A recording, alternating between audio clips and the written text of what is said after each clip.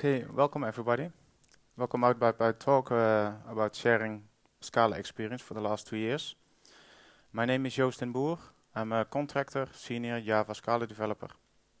My background is in technical computer science in '96, and since then I've been doing Java.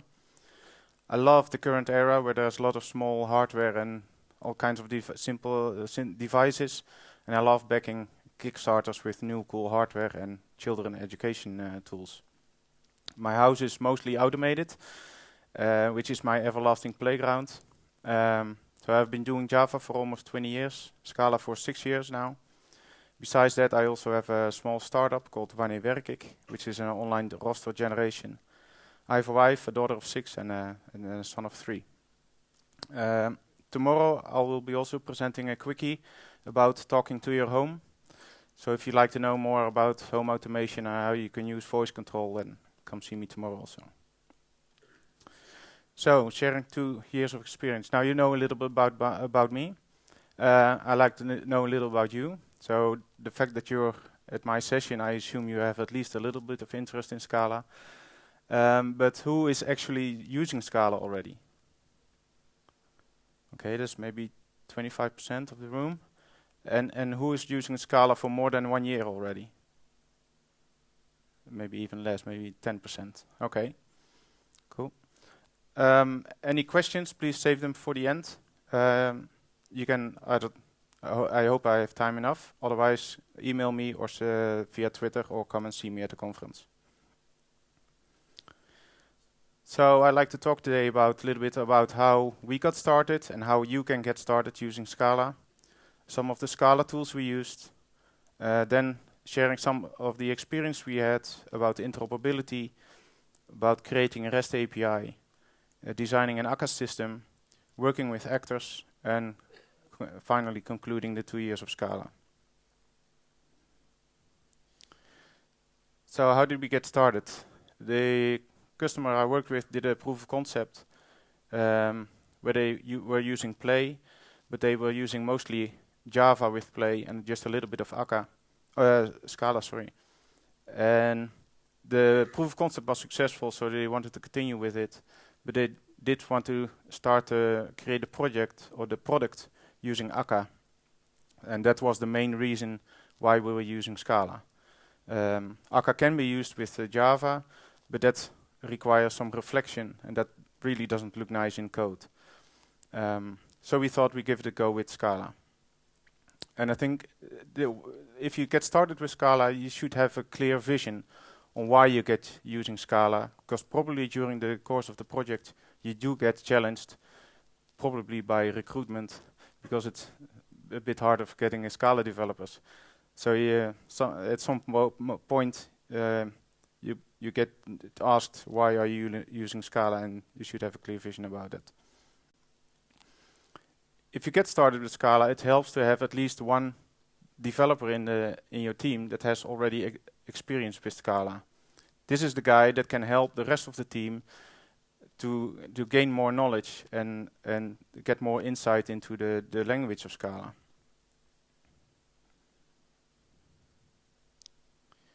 The team I joined had mostly a Java background, so we were kind of starting from scratch, and I was the one bringing in the Scala experience.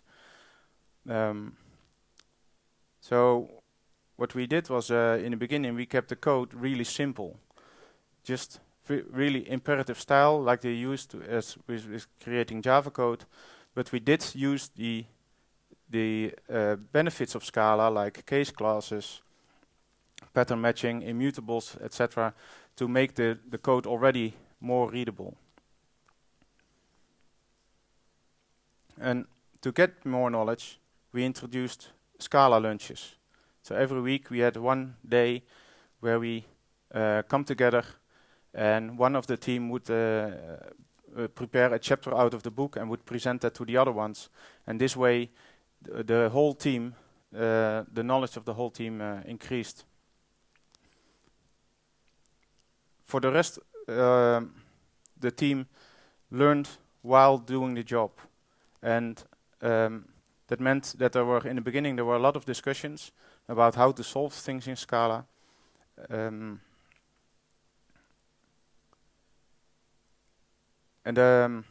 the team members also used a lot of resources to learn more about Scala. So they did online courses, looked at online blogs, read books, training seminars, YouTube channels. There are many resources available to get started with Scala. And I think it's important that the team members are not 9-to-5 developers, because if you start learning something new, there's some additional effort required to learn that. So our team members also in the evening, not every day, not every week, but especially in the beginning, they were doing stuff at home to learn this new language. Some of the Scala tools we used. The IDEs all have excellent support for Scala. They help you with code completion and finding out the correct types and stuff like that. So our team only uses IntelliJ, but Eclipse has equal good support. For the build tools, we use SBT, which is a Scala build tool, but we also use Maven for a project which is using both Scala and Java together. For the documentation, we use ScalaDoc for the pure Scala projects and JavaDoc for the mixed project. And then in that mixed project, we use a plugin called GenJavaDoc, which can generate your JavaDoc based on Scala code. There are many plugins for SBT, just like there's for Maven and Gradle. Here is an overview of some of them. The SBT resolver helps you starting your application and automatically reloads classes while you modify them, which helps the development speed. The SBT native packager is a plugin which helps you build your application for any platform. It creates installation scripts to run your application. You can either zip it, or you can even create installer packages for Windows, Linux, Mac OS, and it can also create Docker containers.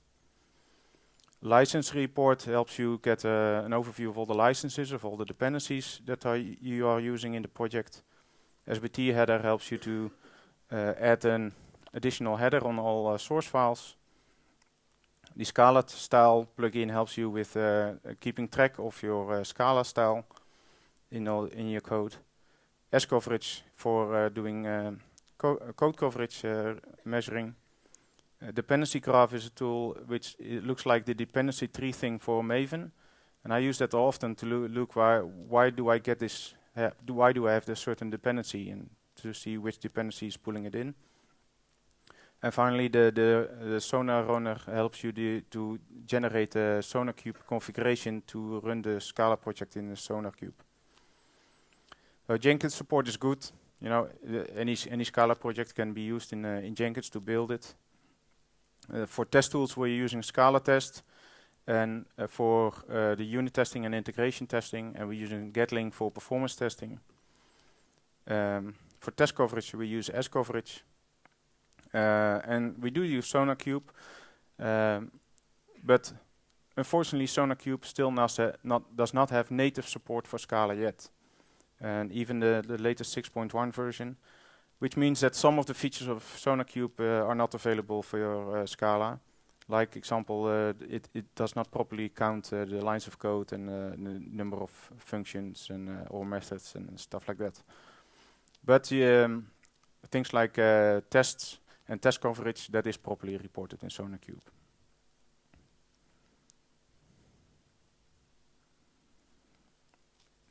So I'm not using much code in my presentation, but to make you a little bit familiar with the Scala code in here, I have some fundamentals of Scala.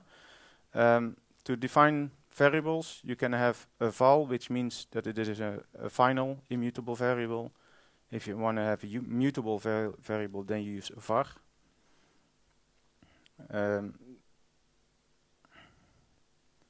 A method is defined using def. Then you have the method, the argument name comes first and then the argument type. You can have multiple arguments lists, which is called currying.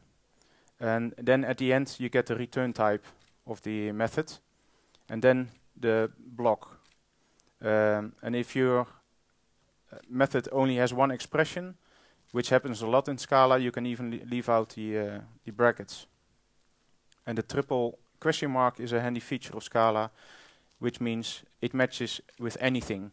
And this is very handy if you want for test-driven development. You just write the definition of your function, and as a body you have the triple question mark, and then it already compiles. Then you can start writing your code or your test, and then later you do the implementation of your method. So methods that have as a last parameter a function, then you can pass an inline function using this syntax, where the first 10 is the 10 is the first argument, and the second argument, where there you can use brackets, so it looks almost like a function, but it's the function you pass inside the method argument. In this case, argument 2. So that so the inline function is called whenever the method is called. A trait is just an interface. The only difference with the current Java interface is that the trait can define properties, and the Java interface not. And trait in Scala often has an implementation, like the default methods Java now supports. And a class can extend another class or a trait. There's no implement syntax in Scala, so if you only extend an interface then or a trait, then it also extends the trait. And if you want to extend multiple traits, you use the with keyword. And finally, there's a special syntax for types that you have two generic types. For example, the or, where you have one type or the other, and you can write that as type or the second type, which makes the reading of the code really nice. So, some experience. How did we do so far? Well, it was a new language for the most of the team, so we had a slow start. Everyone had to get used to the language, and but currently everyone is comfortable with Scala syntax, and development is at least up to par with Java. This does not mean that everyone in our team now is a functional programming expert. That's not the case, because most of our code is still very imperative. But we do use some of the functional concepts, and those concepts help us to make clean and writable code again, readable code again.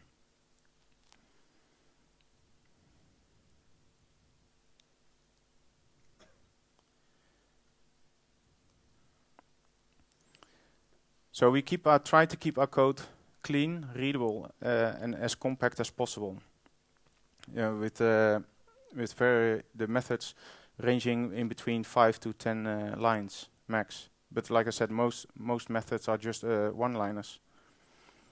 In the beginning, we did not keep good attention to this, so our code became a little bit too complicated. But we optimized that, and now we keep a good eye on keeping our code readable. This does mean that we do not use certain constructs, which only complicates the code. I think there's always what I hear is that people are afraid that when you're using Scala code, that the code becomes unreadable, and I think that is the case for the people who are writing libraries. They're trying to write libraries to which are optimal for you to use, and they use all kinds of constructs and many functional programming stuff, but you don't have to use that in your application code. So we keep our code nice and simple, but that does not mean we don't use some of the functional concepts. So many of the features we use for Scala, like the case classes and the pattern matching and for comprehensions, tuples and singletons, we just use them to make our code have to write less code and to make our code easier to read.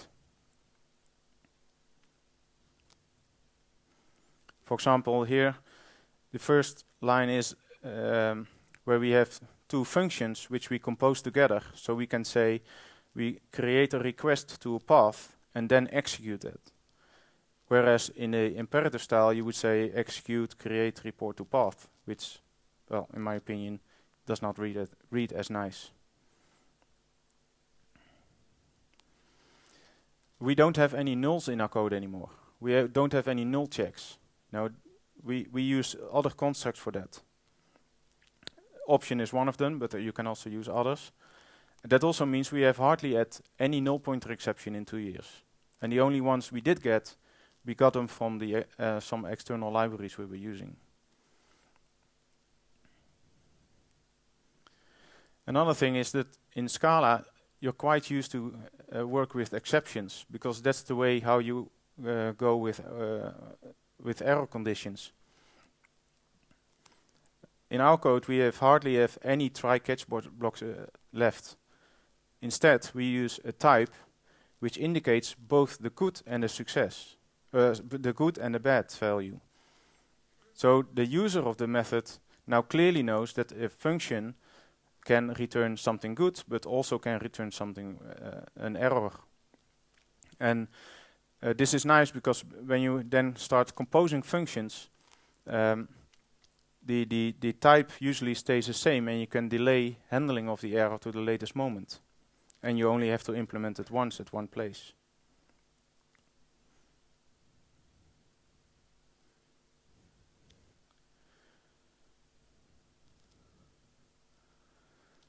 So here there's an example of a function which returns an entity or an error. You know, that's so it's clear to the user of the function that the whatever can be returned. And in our code we even optimize that a bit more to not have this everywhere. And also if you have to use this as an input argument, it gets a bit nasty. So we created an alias for this type, which we call query result. And the query result is still generic. The A can be anything, but it's either A or some error. And then you can use that alias in your functions as either an argument or as a return type. So this kind of hides again that something might return an error, but you know it's basically still in the type itself. For comprehensions is a really powerful thing in Scala, which allows you to compose over functions. And in this case, we get some users from a user service, and then for each user we get the groups, and then we return a tuple with the combination of both. And this is much easier to read than the version where you use flat map and mapping. You know, and even for using two services, the user service and the group service here, it's already getting a bit hard to read. But imagine the full comprehension composes of 5 or up to 10 lines, then the whole flat map structure becomes very hard to read. So this is actually how most of our service functions and our repository functions look like. Almost all of them are just a single for comprehension, where we compose over all kinds of other functions. And the nice thing of this is as if the return type is a composed type, like the query result, then as soon as one of the functions returns an error, then the rest of the function composition is stopped, and the error is directly returned to the caller. So some interoperability issues, interoperability. So overall, we hardly had any issues with the interoperability with either Java or Groovy. We are also using Groovy because in the beginning, when we were using Scala, one of the guys that was going to do the cloud platform had a bit difficulty with Scala, and he was more comfortable with Groovy, and he started doing his services using Spring Boot, Grills, and Groovy. Back then, our application was not meant to be run in the cloud, but on a small device on the premises. and we were going to communicate with cloud using MQTT. So it didn't really matter how the cloud stuff was going to be implemented. But 2 years later, and of course our application is also in the cloud now, and we have a strong relation now with one of the services he created back then, which means that we're using a library to access our graph database, which is written in Groovy. And basically the only thing we encountered when using Groovy is that in Groovy you don't have to specify types for anything, and most often the Groovy developers are also not used to. So they just return a list and a map. But in the Scala world, I want to know what's inside the map. I want to know what's inside the list. But the only thing that need to be adapted is that in Groovy they need to add the type to the lists.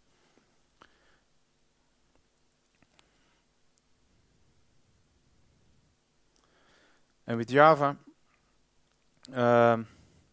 there were just a few inconveniences. Is that in our earlier REST API was built using Spray, which I will come back to later. And there we used JSON4S as a library to serialize, deserialize JSON. And although JSON4S uses Jackson underneath, we still had an issue deserializing to some Java class, because the library was expecting some Java Scala class signature. And this is the reason that our application has a plugin API, and we wrote that plugin API in Java. But then we got these serialization issues, and then we rewrote some of the classes that needed to be serialized. We wrote them to Scala case classes to solve this issue, which meant that the plugin API became a mixed Java Scala project. Another inconvenience was that the lambdas between Java and Scala are not interoperable, at least up until last week, because last week Scala 2.12 was released, and now everything should be fine. I haven't tried it out myself yet, but we'll probably go to Scala 2.12 fast. But that meant that every now and then when you're in Java doing some streaming, and then you could not add a Scala lambda or the other way around.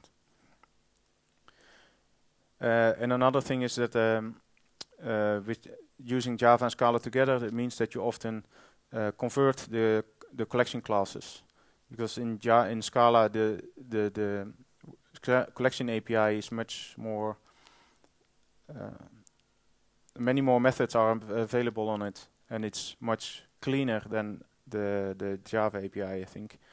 So that means that whenever you get some Scala collection in, you need to make it into Scala collection, and if you go out to Scala, you have to make it a Scala collection of Java collection again. This doesn't give a performance penalty, because most of the time you're just wrapping it. But we did encounter one issue where the wrapped collection was being serialized to JSON, and then the wrapper was also being serialized, and that was of course not meant to be. So there we had to really do a copy of the collection into a Scala collection. So that meant a small performance penalty. Creating a REST API. When we got started with the project, we knew we wanted to base it on Akka, and Spray is a high-performance HTTP framework for Akka, so we thought, okay, that was a good fit. It's also very fast, and it has a low footprint, so that also matched nicely. However, we did find some disadvantages of using it. Because in the beginning, the syntax looks really nice, it's good to read, but after just a small time, it already started to look like this. And it was very hard to read and to find issues with it. And it was also very easy to make mistakes. For example, if you look at the tilde, which is above the post, that's a very important sign. And if you forget it, half of your endpoint doesn't work anymore. So we decided to exchange Spray for something else. And like in the Java world, there are many alternatives for Spray to build a REST API. And And we had a look at all of these. Well, play I think is obvious, but it's a whole web framework, and because we only were interested in creating a REST thing, we thought it was too big. Unfiltered looked really nice, but we needed to be able to proxy towards another services, and with Unfiltered that was quite cumbersome to do that. So then we came with Finacle, Twitter Server, Finatra, and Finch, which are all projects of Twitter. Finacle is a very basic extendable RPC framework, and then Twitter Server is extending that to be able to create a Finacle server. And both Finatra and Finch are then extending Twitter Server again to create a nice simple REST API. Another alternative would have been Akka HTTP, but earlier this year Akka HTTP was still not finished yet, and the syntax would also not change that much, so it would not really solve some of the issues we had. So after trying out, we chose Finatra, and now our APIs look like this, which I think is really nice. Just every endpoint is just 3 simple lines. Finatra is really compact and a nice syntax. It has some implicit JSON conversion. So in this case, if you look at the post endpoint, the new area of the created area instance, which you get inside the function, is both the JSON body, which is deserialized, but also contains the model UID, which is part of the path. And what we then do is we pass this object to our service, and whatever is returned, then we say, okay, response created. And what you don't see here is that all our services are asynchronous. So all our services return futures of query results. So even the future result could have an error, but all that error handling is nicely put away in the respond functions.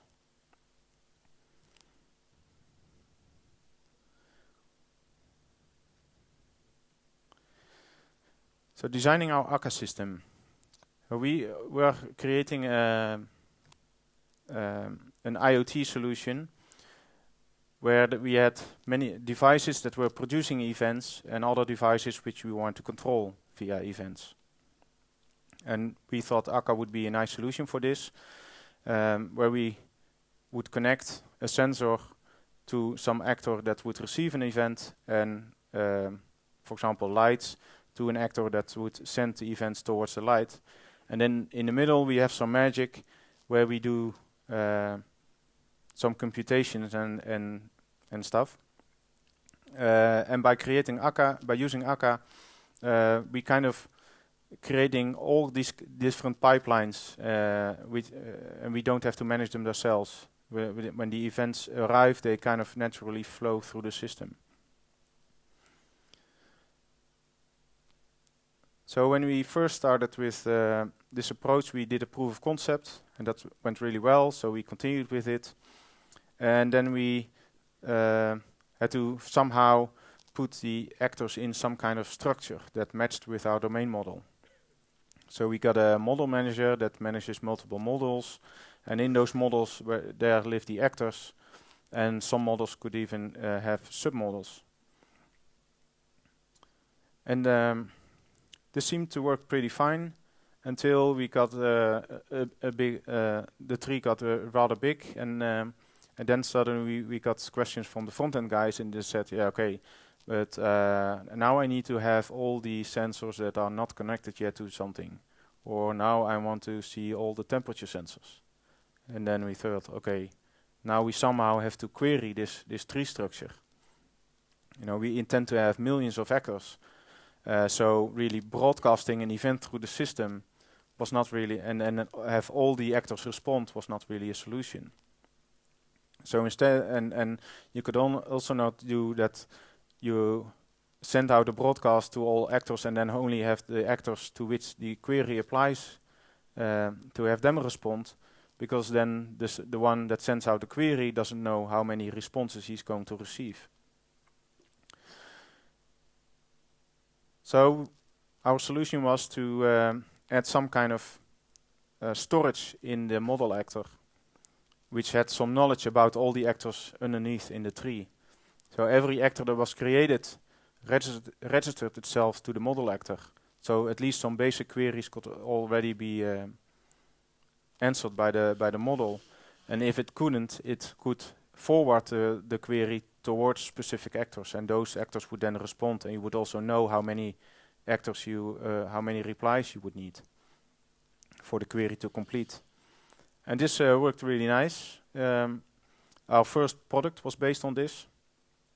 But while we were working on this, we did notice that the amount of additional administration that was needed to keep this tree was really polluting our actors. You know, the main goal of the actors was just to get events and to send them to something else, or maybe do a small computation on them. But now it suddenly had to do all kinds of stuff because it was living inside this tree.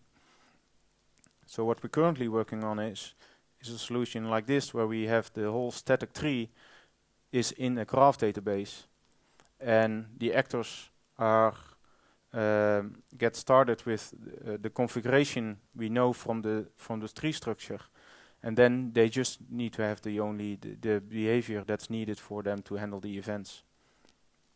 And eventually, when they modify their state, eventually they will update their state in the database. So now our actors become really clean again, and also much simpler to test.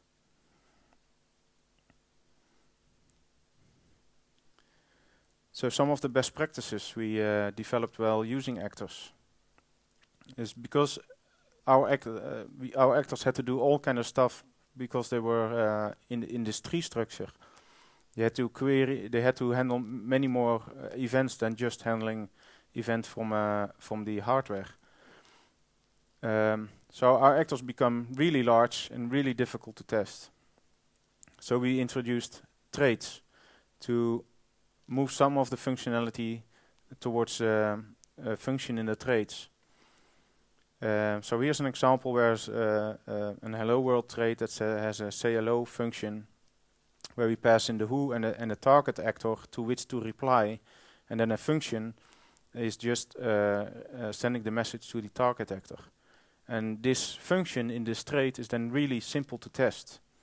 And in the test case, you don't have to get a whole actor system up and running for this. You just need a small probe. And then the actor implementation only has to do extending the trait and only has to implement the receive method, where you define which events you want to handle. And then for each event, you just call one of the functions on the trait. And this is also very easy to test then. And because the functions are defined now in the interface, it's also easy in test to override those functions with with custom behavior. So you can simulate in tests successes and failures and not responding and that kind of stuff.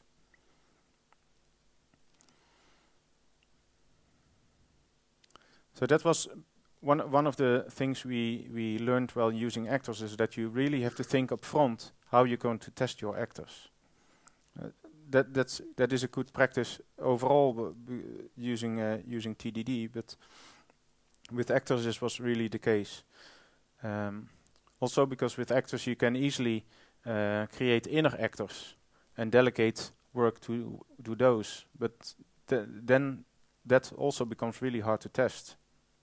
And our solution to that was that we provide something to an actor that would help the actor create the inner actors. So that's at least that thing we could mock in our tests.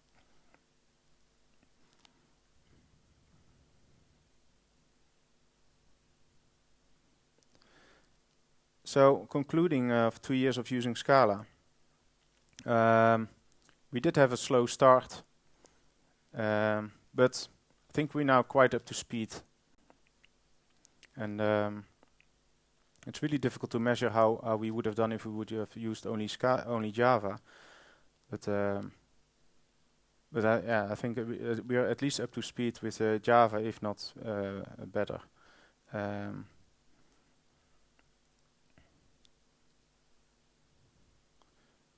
I think we write less code than you would if we would have done it in Java, and our code is also more readable. Some of the function blocks are just a single line, and or just a single for comprehension. We have hardly had any concurrency issues. That's mainly because we're using Scala, but also we use all of the immutable types, and we hardly have any mutable variables in our application. Also, because we're using Scala, our application is more type safe, which means that if the code compiles, it's more likely to run correctly. Still have to verify that with tests, of course. And that does mean that sometimes it is a bit difficult to get the code compiling, but if it does, then it usually works. And yes, Scala developers are a bit difficult to find, but the type of developer, the Scala developer, is the right type of developer. It is the kind of developer that is willing to reinvent themselves and keep up to date with latest technologies, and those are the ones that can come up with good architectures and implementations to solve some of the challenges we have today. And Scala is a very extensive language. That means you can keep learning in Scala, and that's a part of Scala that I really like. But yeah, it doesn't mean that you need to know everything of Scala before you have to get started. It's very easy to get started with Scala. Just stay very imperative, and then gradually you get the hang of more functional concepts. There are very many online resources available to learn about Scala. There's the Coursera courses. There are almost all conferences post their videos of the sessions online. For this year only, there was Scala Day, Scala I/O, Scala World, Scala Exchange is next month in London. Flatmap I/O. There are many. There are many sites, the conferences to meet, to go to, and many meetups to attend. And sometimes the solution we eventually get in Scala looks really nice and looks really simple, but it's not easy to directly find that solution. That requires some experience. And some of our team members said, well, okay, this looks really nice, and I do get how it works, but he would not have come up with that solution. But they are able to work now with that kind of solutions. But in the end, our product owner is really happy with the result and the quality of the project and the speed of the development, and I think that also quite matters. So that kind of comes to the end already. Please vote. Any feedback is welcome. And if you have any questions, I have plenty of time left. Yes? I'm wondering if you have looked at the Akka persistent finite state machine and event sourcing. The question is whether we looked at the Akka state machine and event sourcing. I know what it is. I have looked at it, but we have not needed it yet for our current implementation. But we probably are going to use the Akka persistence to update the state of our actors back into the database. But we probably have to do there something different because we're not using a relational database with a graph database.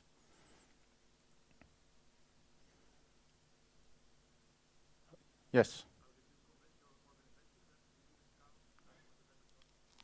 How did we convince our organization to use Scala and that it was a better choice? Well, the only one we needed to convince was our product owner. and he is also a bit technical. And when we mentioned the Akka would be a solution for this IoT application he wanted to have built, he directly looked into the Akka and he was enthusiastic. So that was our go for going into Akka. Yes. Excuse me. Our graph database. It's we're using Neo4j, and overall I think it's doing really well. But we have some really odd cases where we are trying to optimize what exactly of the tree to get out of. So we because in Neo4j you can only store direct properties but not nested properties, which means that if you nest, you're creating new nodes with relations to those, but those are tightly coupled to the parent node. So if you want to get, I give an example. We have a node that is for the device, and which we call a logical device, and it always has a position, but the position is a different node. But when we want to retrieve the information from the logical device, we want to get the position also directly. So that means we have to get that relation. And there are some other properties also. And that meant that for some of our entities, we were getting quite a lot of related nodes together with it. And we noticed that was getting a bit of a performance penalty. So we're now trying to optimize our application to only get that information which we actually need on that place in the code, and nothing more. So does that answer your question? Other questions? Yes.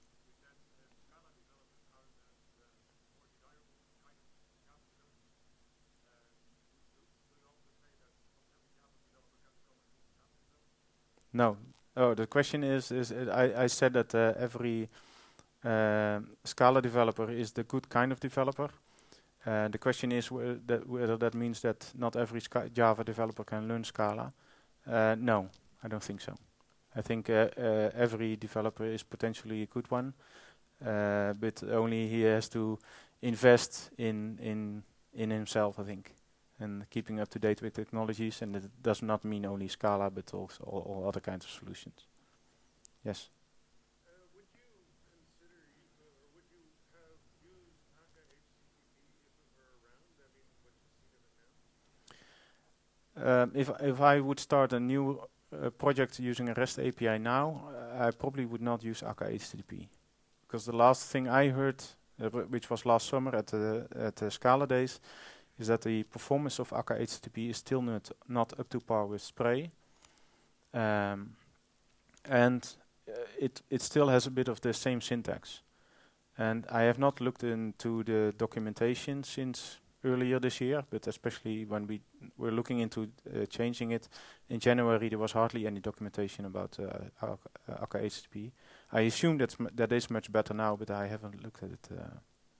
So currently, if I would pick something new, then I would either use Finatra again or Unfiltered, which I also really like the syntax of. But like I said, we chose for Finatra because we needed. Our application is also a proxy for another service, and in Finatra, it's because it's using Finacle underneath, you can write a proxy in just 3 lines of code. And with Unfiltered, it was much more complex. Yes?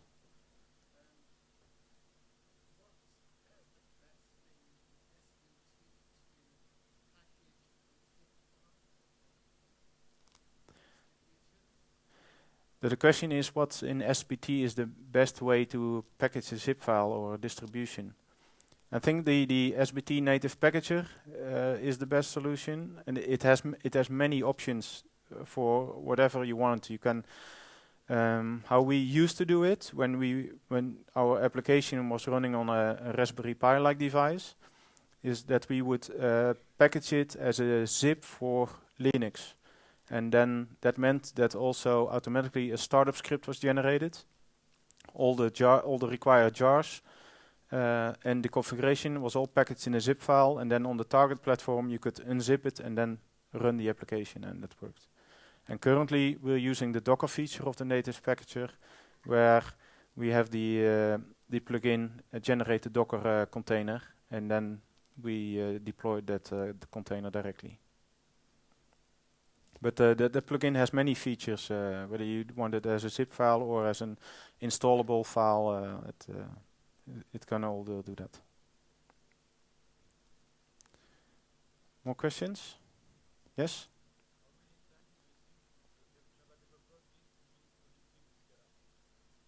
How many time does a Java developer need to be productive in Scala? I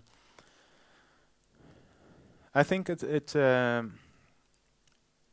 took at least 6 months, I think, for us to really get up to speed. I think especially the first month was a bit struggling to find the right syntax, and we had a lot of discussions and with reviews, a lot of comments. You can do it this way, you can better do it that way, and then refactoring.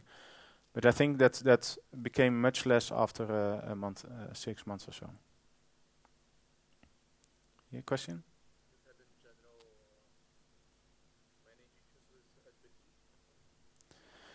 If we had any issues or so specific? Did we have many issues with SBT?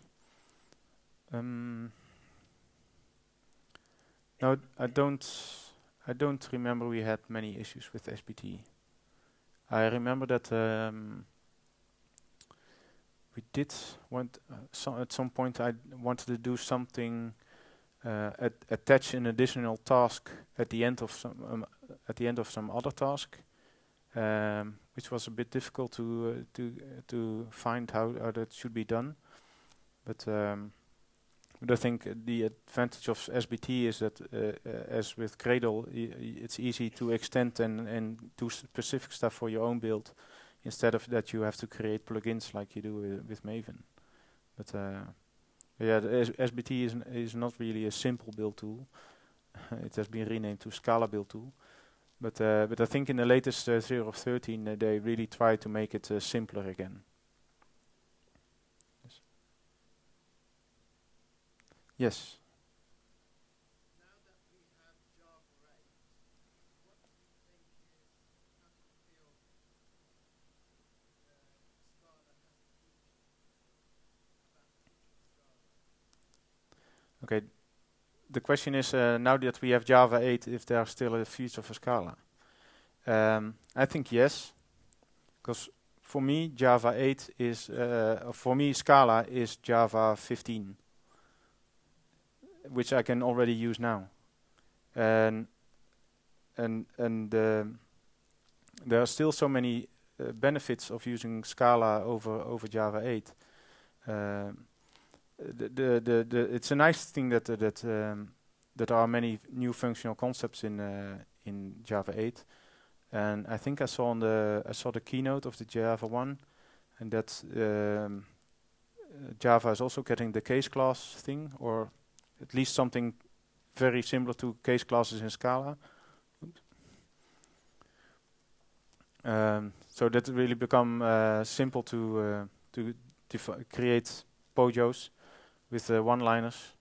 But there's still so many other concepts like the pattern matching. I really hate the optional of Scala of Java 8, and because I have sometimes a situation where I have an optional, and then I think, okay, but if the optional is none, then I want to do this. But then the result of that might also be an optional, so I still want to return an optional. But the optional does not have a function that, or an or else function that takes an optional and still returns an optional. Yeah, I think there's still many features of Scala that are still beneficial. So Java has to improve a lot more for Scala to be not applicable anymore.